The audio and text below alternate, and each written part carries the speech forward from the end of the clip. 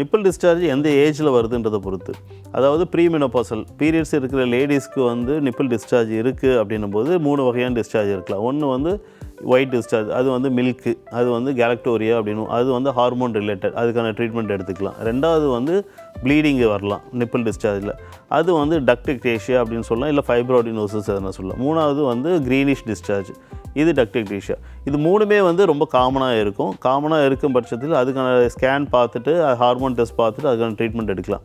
Very rarely ப்ரீமெனோபாசல் லேடிஸ்க்கே வந்து nibble discharge இருக்கும்போது அது கேன்சராக இருக்கிறதுக்கு வாய்ப்புகள் இருக்குது. ஸோ எந்த ஒரு நிப்பிள் டிஸ்சார்ஜும் நம்ம டாக்டரை பார்த்து கன்சல்ட் பண்ணி அதுக்கான டெஸ்ட் எடுத்து பார்த்துக்கிறது நல்லது.